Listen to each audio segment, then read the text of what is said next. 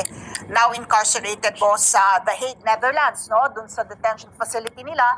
At yung kanyang anak, si Davao City First District Representative Paulo, also given travel clearance, no? I think he plans to travel to 16 countries in the next 2 months.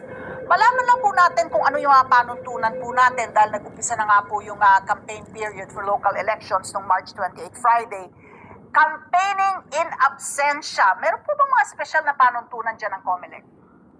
Ma'am Ali, para po sa kaalaman ng mga kababayan natin, wala naman pong pinagbabawal at doon sa tinatawag na campaigning in absentia. At the same time, hindi naman po nire-record ng kahit na anong batas na dapat present yung mismong kandidato sa kanyang sa campaign period. So kung siya po ay isang incumbent at nabigyan po siya ng karampatang permiso ng kanyang opisina o ng opisina kung saan po kabilang yung mismong tumatakbong kandidato ay wala pong problema sa COMELEC. So again, kahit nga po sa araw ng eleksyon, kung halimbawa hindi makaboto yung mismong kandidato, bagamat siya'y tumatakbo, o kung kahit sa mismong araw ng proklamasyon ay wala po siya, hindi rin po nire-require ang presensya mismo ng kandidato. Oo. So, Chair, since natanong na ni Ali tungkol kay former President Rodrigo Duterte, ifa-follow up ko po yan. Ngayon po, na nasa The Hague na po ang ating dating Pangulo, September 23 pa po ang una niyang paghaharap. Ngayon po, kung sakali man po at sinasabi po ng ICC, it will take years, 10, 12 years po talaga, at makatulan siya, sabihin natin pong guilty, ano po mangyayari kung sakali po siya po ay nanalo po bilang alkalde po ng Davao City? Ano yung magiging... Okay po. Opo. Sa part po ng COMELEC, sa kasalukuyan, siya ay kandidato at kung wala mang development hanggang sa araw ng eleksyon, mananatili ang kanyang pangalan sa balota at kung sakali po, siya ay maiboboto at sakasakali rin po ay maipoproklama kung siya naman po ang palari na manalo sa darating na halalan. Ngayon po, pagkatapos po ng eleksyon, proklamasyon, ay kung paano at sino makakaupo ng samantala, yan po ay nasa DILG na ang jurisdiction. Sa Republic Act 7160 po natin, yung Local Government Code, kapag kayong nahalal ay hindi pa kwalipikado o hindi pa may tinatawag na temporary vacancy, yung Vice Mayor o Vice Governor, as the case may be, ang makakaupo. Kung naging permanent naman po yung vacancy, ganun din po, succession.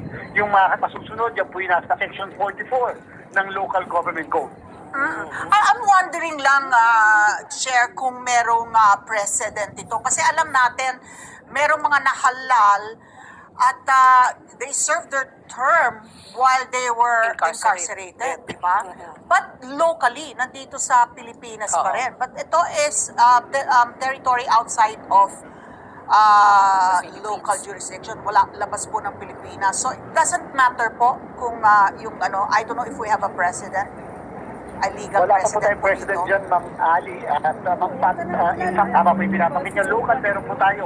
Yan po yung kaso na Kalusot versus COMELEC. Yan po nagsimula yung lahat na kung saan sinasabi ng Korte Suprema, kahit na siya ay convicted na libawa ng mababang korte, pero wala pang final na conviction mula sa mas mataas na korte at executory judgment, then makatakbo at mahahalal at mananalo. Halimbawa, kung yung mismong kandidato. So dito po, parang sa akin pong pagkakaunawa, wala pa po na yung nasa foreign, magkakaroon ng foreign case, foreign judgment, and therefore, ang tanong nga po dyan ay paano yung applicability ng Section 68 ng Omnibus Election Code na nakalagay po na pwede ma-disqualify yung kandidato pagka may final judgment of conviction. Ako po, sa akin palagay, wala po distinction, whether foreign or local, yung sinasabi po na yan, ibig sabihin, agad walang final judgment, whether local courts or an international court, then mananatili po yung isang kandidato sa ating pong balota at sa listahan natin.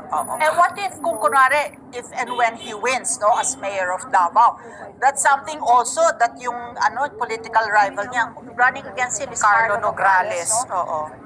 Ano naman din, maari ding questionin niya yun, Yun po ba ay isang judicial, is that something that it's an issue that can be judicially settled in the courts din? Kasi nga, wala pa sa kasaysayan na nangyari na ganyan, hindi po ba?